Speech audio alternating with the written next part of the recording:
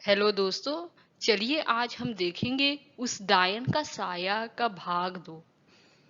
जब उस महिला के बारे में घर में पूछा गया तो नाना जी ने सारी कहानी बताई।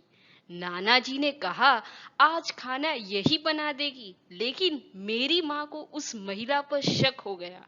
उन्हें लगा कि यह कोई चोर है जो घर का सामान चुरा कर भाग जाएगी।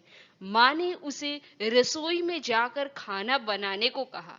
वह बिना कोई जवाब दिए वहां से चली गई। रसोई में से अजीब सी आवाज आ रही थी। रसोई में सारा सामान रखवा कर मेरी माँ ने उसे कहा, सब भूखे हैं इसलिए जल्दी खाना बना देना।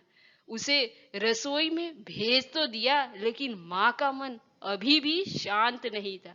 10 मिनट बाद माँ रसोई में पहुंची तो देखा अभी वह थैली में से मछलियां निकाल रही है। यह देखकर माँ को गुस्सा आया। उन्होंने उसे बोला कि अभी तक तुम खाना बनाना शुरू नहीं किया, कब बनेगा और कब हम खाएंगे। उस महिला का चेहरा अभी भी ढका हुआ था, इसलिए किसी ने उसका चेहरा नहीं देखा था। माँ उसका चेहरा देखने की कोशिश कर रही थी, लेकिन उन्हें उसकी झलक भी दिखाई नहीं दी।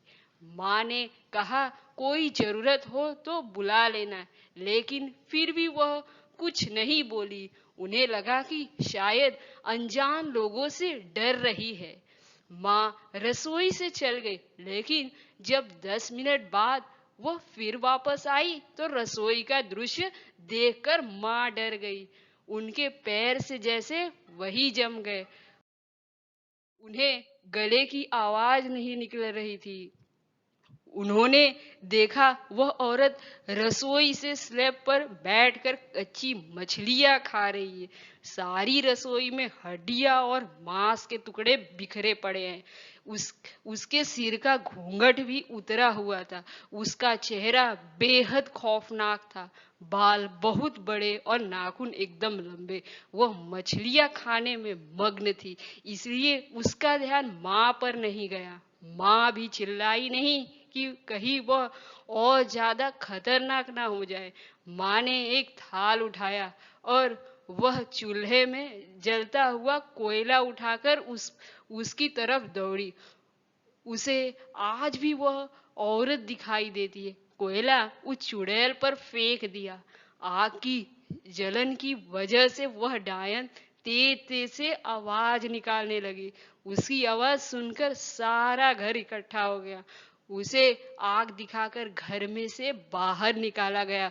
उसकी आवाज इतनी तेज थी कि आसपास के लोगों का भी बाहर जमावड़ा लग गया। वह डायन लोगों को भीड़ को हटाते हुए जंगल की तरफ दौड़ी। सारे लोग डर के मारे कांप रहे थे और मेरी माँ की हिम्मत की दाद भी दे रहे थे कि अगर उन्होंने सही समय पर कोयला से उस डायन को भगाया नहीं होता तो ना जाने क्या हो जाता। थैंक यू दोस्त।